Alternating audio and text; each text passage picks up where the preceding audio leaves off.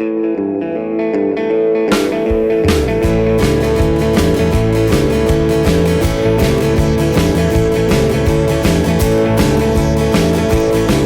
I'm sitting here wondering, will a matchbox hold my clothes?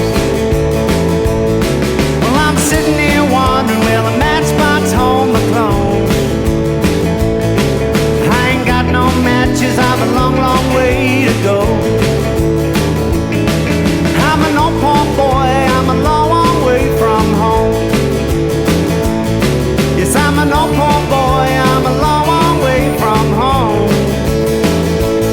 I won't ever be happy now, everything I've done is wrong, yeah. Hi folks, Colin here again, back for another rock and roll guitar lesson. I'd just like to say thank you to all our subscribers. I think we've just passed 900 there, so we're going quite well and appreciate all the support. Today we're going to look at Matchbox, a song by Carl Perkins, which was recorded on a famous day. I think it was December the 4th, 1956. The reason it was so famous is because he was backed up on the piano by Jerry Lee Lewis, and at the recording session Johnny Cash dropped past, and so did Elvis Presley, and it ended up the four of them did some jamming, which was recorded by the engineer, sort of impromptu. And those sessions are known as the Millionaire Quartet sessions, and there's been a lot of interest in that subsequently. So Matchbox is a very famous staple of the rockabilly genre. It was obviously recorded by Carl Perkins. It was sort of a jam when they recorded it. He sort of wrote it on the spot, and he sort of referenced lyrics from earlier blues songs. Blind Lemon Jefferson, I think, and Ma Rainey were the originators of the original lyrics, but obviously his song's completely different, and although it references those lyrics, it's not plagiarism. So the Beatles were also famous for recording this song, and they were famous for other reasons obviously, but this was the one that Pete Best used to sing back in the pre-Ringo days. So Pete Best used to sing the Matchbox, and then when he left, John Lennon took over for a short while, and then it was handed over to Ringo, who famously sang it on their Beatles for Sale album. Okay, I'm going to show you all the parts now folks, let's get rocking. Okay folks, the first riff goes like this. Now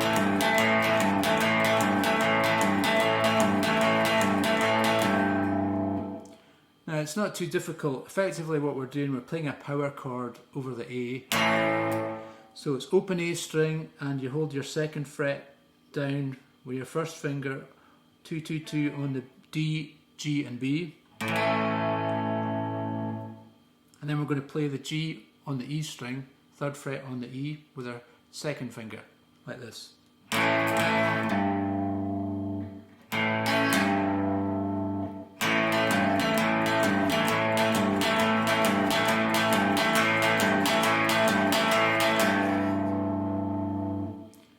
Lovely riff that. Next riff is over the D chord.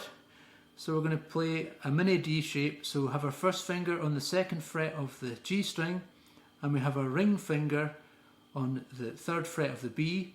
Then we're going to take our middle finger and put it onto the third fret of the D initially, then go to the third fret of the A, like this.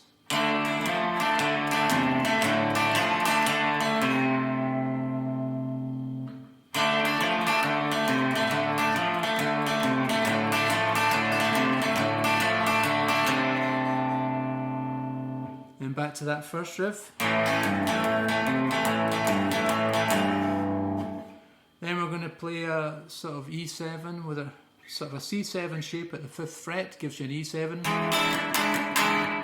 Move that down 2 frets and you get a D7.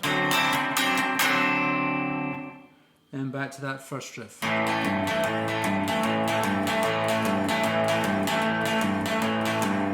Now there's another little riff we can add in, which is walking up. Before we go to the D chord from the A chord, we go,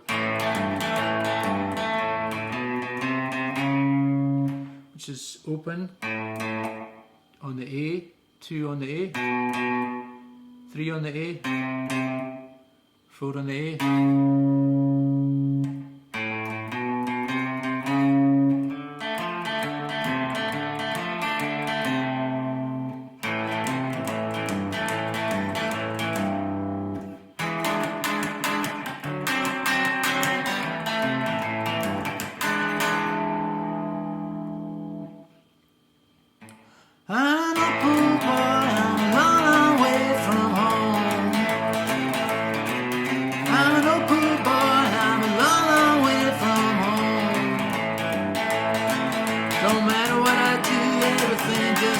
seems to be wrong.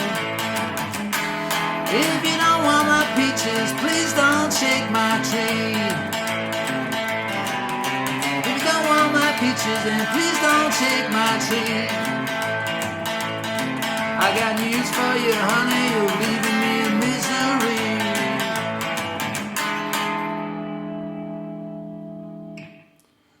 Not too difficult. I hope you have fun with that, folks. Please subscribe to the channel if you haven't done so already. If you like this video, please like it and share it if possible. It helps the channel to grow and helps us to make more videos. Thanks for watching. We'll see you next time. Keep rocking.